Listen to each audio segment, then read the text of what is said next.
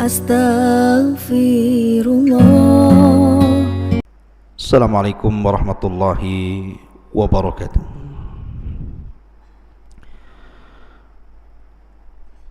Bihamdillah wassalatu wassalamu ala rasulillah wa ala alihi wa sahbihi wa mawalah wa la hawla wa la quwata illa billahi wa ba'du. Qala Allahu azza wa jalla ya ayyuhalladzina amanu taqullaha haqqa tuqatih wa la tamutunna illa wa antum muslimun. Wa qala sallallahu alaihi wa ala alihi wa sallam, man salaka tariqan yaltamisu fihi ilma sahhalallahu bihi tariqan ilal jannah. Amma ba'du, ma'asyiral muslimin yang dimuliakan Allah Subhanahu wa taala. Sebelum saya memulai kajian ini, saya ucapkan jazakumullah khairan kepada para muhsinin dan juga kaum muslimin yang sudah menyumbangkan sebagian hartanya untuk pelebaran masjid yang kita sedang bangun di tempat ini, di tempat saya mengaji. Dan alhamdulillah perkembangan pembangunan sekarang sudah naik tiang dan sudah mulai pemasangan triplek pada lantai 2. Artinya kita sedang berhajat kepada ready mix untuk pengecoran lantai 2. Barangkali ada di antara kaum muslimin yang ingin menyumbangkan sebagian hartanya untuk perluasan masjid ini, maka kami sangat berharap, kalau bukan karena Allah Subhanahu wa taala, kemudian kaum muslimin dan juga kaum muhsinin, tentu pembangunan ini tidak akan selancar sebagaimana yang sudah berjalan. Dan saya hanya bisa berdoa kepada Allah Subhanahu wa taala bagi yang menyumbang, semoga Allah Subhanahu wa taala melapangkan rizkinya, memudahkan ekonominya, dijauhkan dari segala penyakit dan juga bala, dan dicatat sebagai infak jariah yang akan bermanfaat setelah kematiannya. Allahumma amin. Pembahasan di malam hari ini, kita akan membahas satu kisah tentang udhiyah dan tadhiyah, korban dan pengorbanan. Karena syariat korban itu berawal dari pengorbanan. Karena sebentar lagi, mungkin dalam 1 bulan kurang lebih, insyaallah kita akan melaksanakan syiar Allah Subhanahu wa taala, menyembelih kurban. Maka pembahasan di malam hari ini kita akan membahas tentang kurban dan pengorbanan. Ma'asyiral muslimin yang dimuliakan Allah Subhanahu wa taala, apabila kita sampai di bulan Dzulhijjah, kemudian mendekati waktu syariat kurban, selalunya kita diingatkan dengan satu kisah yang menegangkan. Kisah pengorbanan Nabiullah Ibrahim Khalilur Rahman ketika diperintah Allah Subhanahu wa taala dalam mimpinya untuk menyembelih putra tercintanya Ismail alaihi salatu wassalam. Bagaimana kisahnya? Ma'asyiral muslimin yang dimuliakan Allah Subhanahu wa taala, saya akan mengambil satu surat dalam Al-Qur'an ataupun beberapa ayat dalam Al-Qur'anul Karim tentang kisah ini. Kisah pengorbanan Nabiullah Ibrahim alaihi salatu wassalam yang berujung kepada syariat kurban. Allah Subhanahu wa taala berfirman dalam Al-Qur'an ketika Ibrahim alaihi salatu wassalam meminta kepada Allah, Rabbi habli minas salihin, ya Allah anugerahkan kepadaku anak yang saleh. Kenapa Ibrahim alaihi salatu wassalam mengaitkan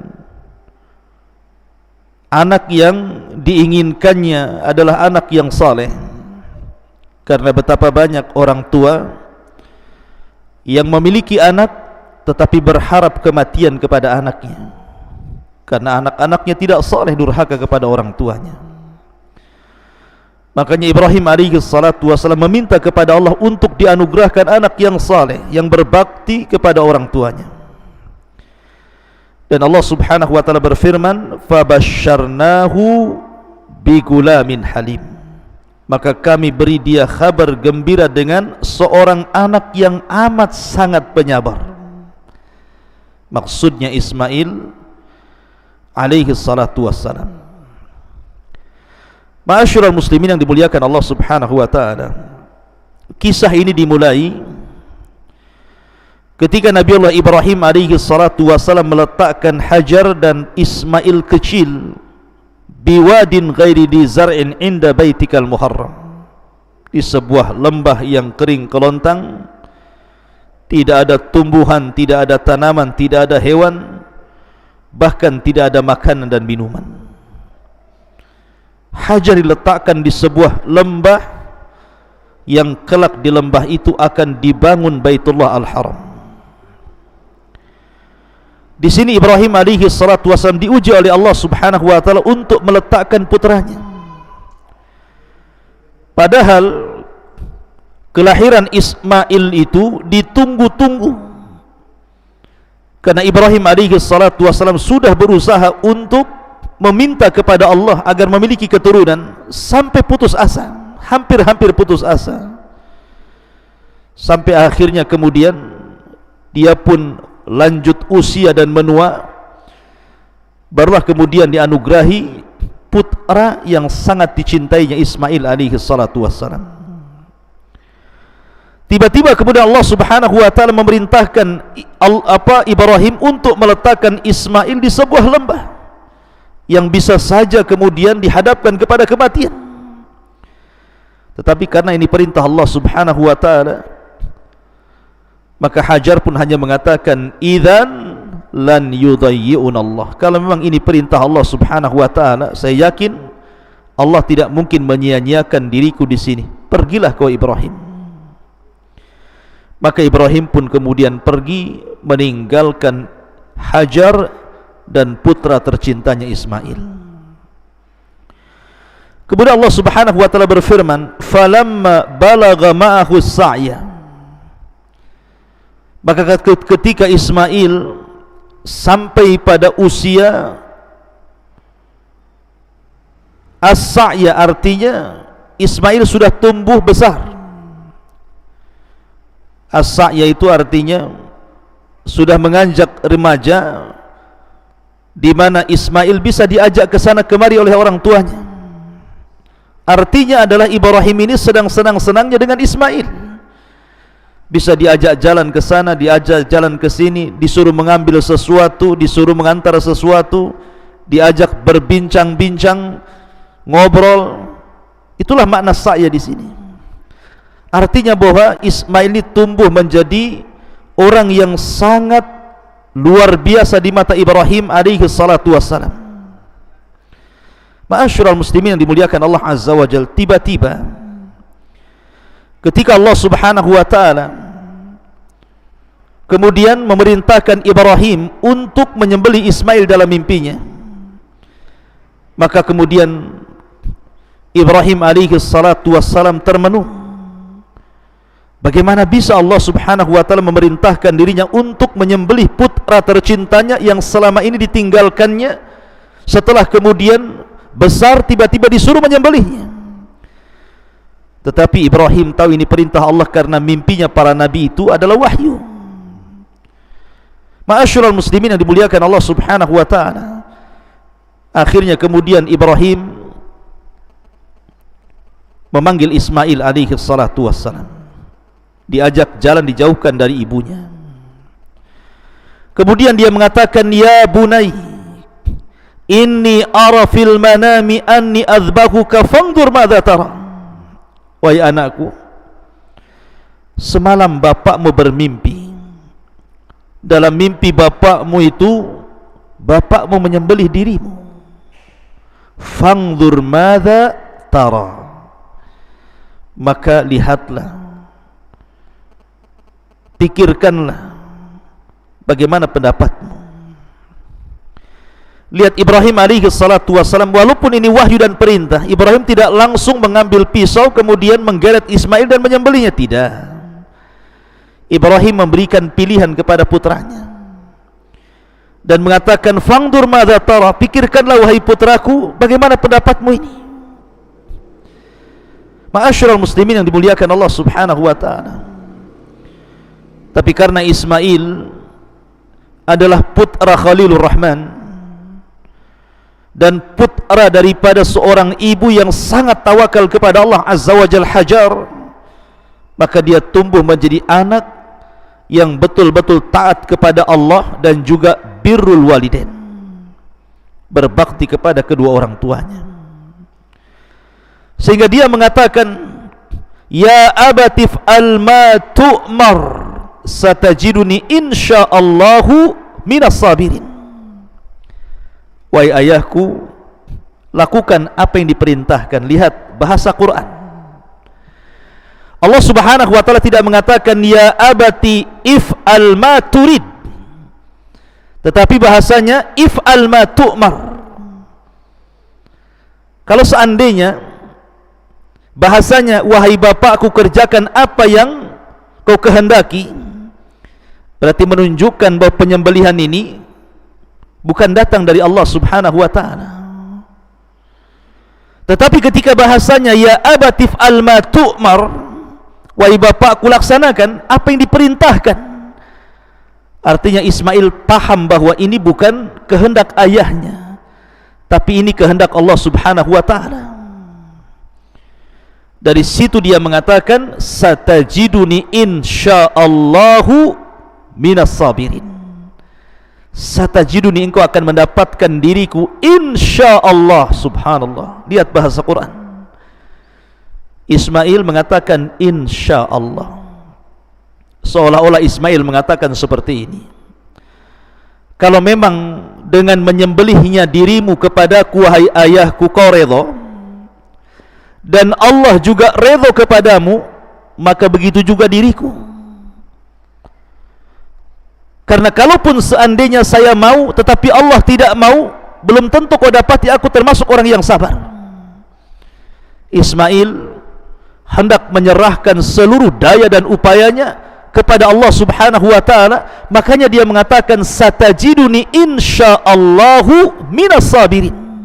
Engkau akan mendapatkan diriku jika Allah mau, kata Ismail, aku termasuk hamba-hamba Allah yang sabar. Ma'asyiral muslimin yang dimuliakan Allah Azza wa Jal, dalam sebuah riwayat, maka Ibrahim alaihi salatu wassalam membawa Ismail ke Jumratul Aqabah, tempat orang lempar jumrah dalam manasik haji. Tiba-tiba kemudian syaitan datang memberikan was-was kepada Ibrahim alaihi salatu wassalam dan mengatakan, ya Ibrahim, atadbahu ibnaka li ajli ru'ya, apakah engkau akan menyembelih putramu gara-gara mimpi saja? Pikirkan wahai Ibrahim, itu hanya mimpi saja, itu bukan perintah Allah Subhanahu wa taala. Maka Ibrahim tahu ini adalah syaitan, maka dia mengambil 7 butir batu kemudian dilemparnya, Allahu Akbar, Allahu Akbar, sampai 7 kali. Maka kemudian Ibrahim beralih kepada tempat lempar jumrah yang wusta, yang tengah-tengah. Rupanya syaitan datang lagi dan mengatakan, atadbahu ibnataka li ajli ru'ya ya Ibrahim, apakah engkau akan menyembelih putramu gara-gara mimpi saja? Itu hanya mimpi, itu bukan perintah Allah. Maka dia pun kemudian Ibrahim mengambil 7 batu lagi, kemudian dilempar lagi dengan bertakbir Allahu Akbar. Akhirnya Ismail pun pindah ke tempat lempar jumrah yang sugra, yang paling kecil. Rupanya syaitan pun datang lagi dan mengatakan, ya Ibrahim, atadhbahu ibnataka li ajli ru'yatika? Apakah engkau akan menyembelih putramu gara-gara mimpimu? Akhirnya kemudian Ibrahim pun melempar 7 batu, dan akhirnya menjadi sebuah manasik haji ketika melempar jumrah. Dan kisah ini juga disebutkan oleh Imam Hakim dalam Mustadrak, dan juga Imam Ibnu Huzaimah dalam sahihnya, dari Abdullah ibn Abbas radhiyallahu anhuma, yang marfu sampai kepada Nabi sallallahu alaihi wasallam, lamma ata Ibrahim al-Khalilullah al-manasika urida lahu syaitan inda jamratil aqabah. Ketika Ibrahim alaihi salatu wasallam sampai saja di tempat manasik untuk menyembelih putranya Ismail, tiba-tiba syaitan datang di jamratul aqabah, faramahu bisab'a khasayat. Kemudian Ibrahim pun melempar dengan 7 butir kerikil, hatta sakha fil ardi, sambil berteriak. Thumma urida lahu inda jamrati tsaniyah. Kemudian syaitan pun menampakkan dirinya ketika di jamrah yang kedua, faramahu bisab'i khasayat. Ibrahim pun melempar dengan 7 kali butir kerikil, hatta sakha fil ardi, sampai syaitan pun kemudian berteriak dan lari dari bumi. Thumma urida lahu indal jamrati tsalitsati faramahu bisab'i khasayat hatta sakha fil ardi. Maka pada jamrah yang ketiga atau jamrah sughra, setan datang lagi, Ibrahim pun melempar lagi dengan 7 kali lemparan. Ma'asyiral muslimin yang dimuliakan Allah Subhanahu wa taala, akhirnya kemudian Ibrahim alaihi salatu wassalam mulai berdialog dengan Ismail. Ketika Ibrahim alaihi salatu wassalam bersedih, tentu seorang ayah menyembelih putranya tidak segampang apa yang kita kisahkan. Kondisi di lapangan tentu jauh lebih menyedihkan dibandingkan kisah siapapun yang berkisah tentang kisah yang menegangkan ini. Sampai-sampai Ismail alaihi salatu wassalam mengatakan dan memberikan 2 syarat, dan mengatakan, ya abati, wahai ayahku, silahkan laksanakan perintah Rabbmu. Yang kedua, ya abati, wahai bapakku, la taqtulani wa wajhi alal ardi, jangan kau bunuh diriku sebelum wajahku kau tempelkan di bumi. Artinya jangan sampai kemudian disembelih di leher, tetapi disembelih di tengkuk. Sebab kalau seandainya disembelih di leher, tentu Ibrahim akan memandang wajah putranya, kemudian merasa kasihan, akhirnya tidak jadi melaksanakan perintah Allah. Maka Ismail meminta bahwa sembelihlah di tengkuk, artinya disuruh dipendamkan wajahnya ke tanah. Alasannya supaya darah ini tidak mencecer ke pakaiannya, sehingga ketika kau pergi tiba-tiba melihat darah diriku, maka ibuku akan sedih. Akhirnya kemudian Ibrahim alaihi salatu wassalam betul-betul melaksanakan perintah Allah Subhanahu wa taala, dan ini bala, ikhwan. Makanya Allah Subhanahu wa taala berfirman, inna hadza lahuwal bala'ul mubin. Sesungguhnya peristiwa ini sebuah bala, ujian berat bagi Ibrahim alaihi salatu wassalam, sampai Allah berikan 3 penguat. Inna hadza lahuwa, ada huruf taukid inna, kemudian lam taukid lagi di sini, kemudian ada dhamir lagi, sampai 3 taukid dijadikan satu kalimat dalam ayat ini. Inna hadza lahuwa al-bala'ul mubin, menunjukkan bahwa ini memang ujian paling berat yang dilalui Ibrahim alaihi salatu wassalam. Bayangkan di masa muda Ibrahim diuji oleh Allah Subhanahu wa taala dengan sangat berat, dilempar oleh Namrud ke dalam api. Dia menyerahkan dirinya kepada Allah Subhanahu wa taala, tetapi dengan tawakal kuat kepada Allah Subhanahu wa taala dia diselamatkan Allah Subhanahu wa taala, qul ya naru kuni bardan wa salaman ala Ibrahim. Sekarang Ibrahim sudah tua, sudah renta, sudah pun hampir putus asa untuk mendapatkan keturunan karena sudah tua menua. Tetapi karena izin Allah Subhanahu wa taala, tiba-tiba Ibrahim diberikan putra Ismail, dan itu putra pertamanya.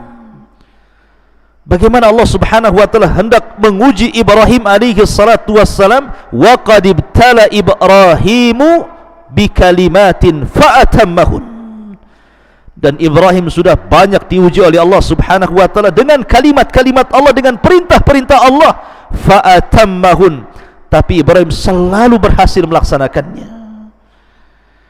Termasuk dalam peristiwa ini, Ibrahim alaihi salatu wassalam, ketika Allah Subhanahu wa taala perintahkan untuk menyembelih Ismail, sebenarnya apa tujuannya? Kenapa Allah Subhanahu wa taala tidak menguji dengan ujian yang lain saja? Bukankah banyak ujian? Kenapa mesti menyembelih Ismail? Para ulama menjawab, Allah Subhanahu wa taala hendak membersihkan hati Ibrahim. Allah hendak membersihkan hati Ibrahim supaya tidak ada kecintaan kecuali kepada Allah Subhanahu wa taala. Karena ketika itu Ibrahim sudah mulai agak sedikit cinta dengan Ismail putranya, ya, karena bagaimanapun itu putranya. Nabi SAW saja ketika meninggalnya Ibrahim dia menangis.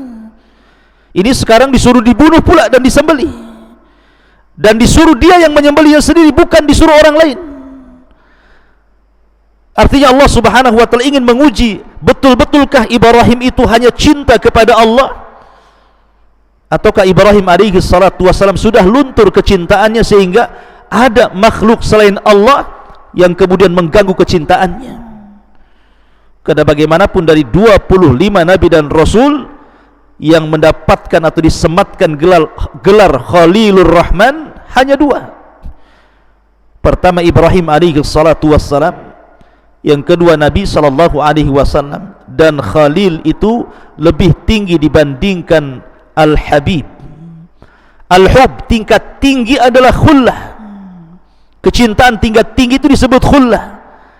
Artinya Ibrahim alaihi salatu wassalam adalah manusia yang merupakan kekasih Allah Subhanahu wa taala, dan hatinya tidak ada satupun makhluk kecuali hanya diberikan kepada Allah. Maka Allah ingin uji itu. Akhirnya Allah Subhanahu wa taala memerintahkan Ibrahim dalam mimpinya untuk menyembelih Ismail.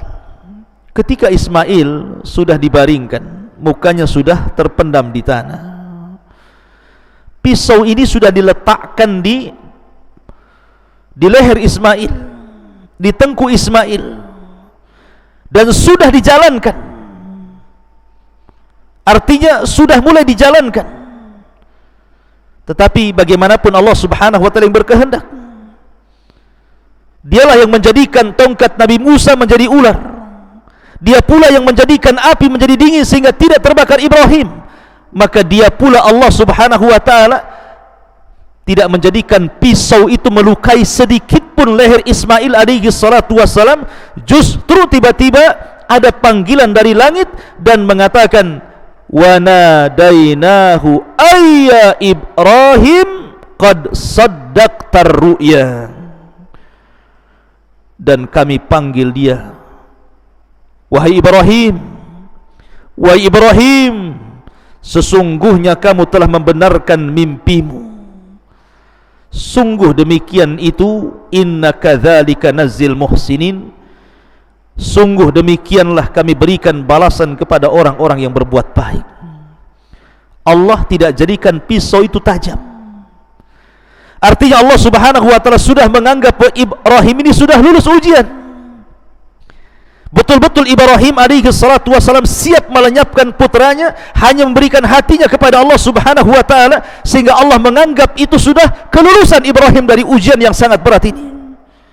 Makanya Allah jadikan pisau itu tidak tajam dan tidak melukai Ismail alaihi salatu wassalam, karena Ibrahim sudah lulus dari ujian.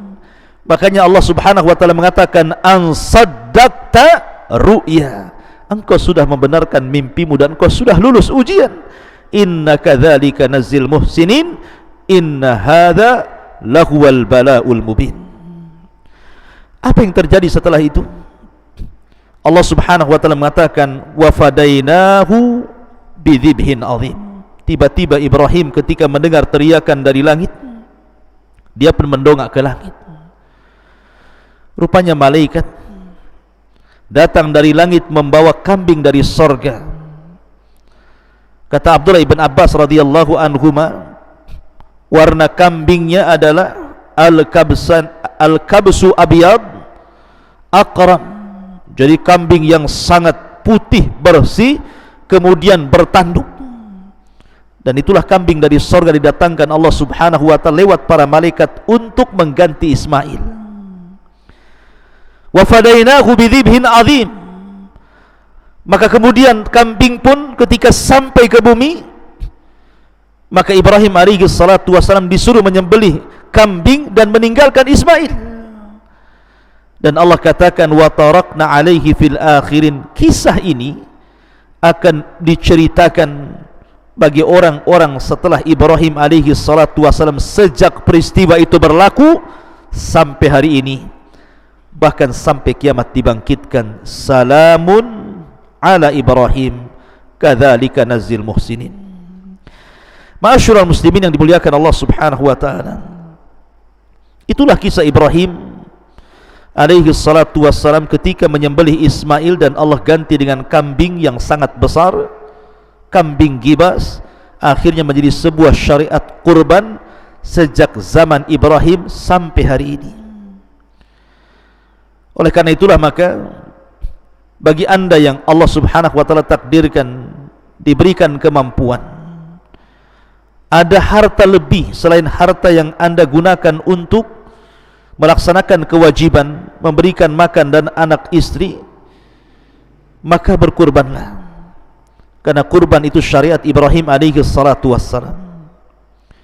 Ada hadis walaupun dhaif mengatakan bahwa kurban itu setiap satu helai bulu kambing satu kebaikan, dan kurban itu salah satu syiar daripada syiar-syiar Nabi Allah Ibrahim alaihi salatu wassalam.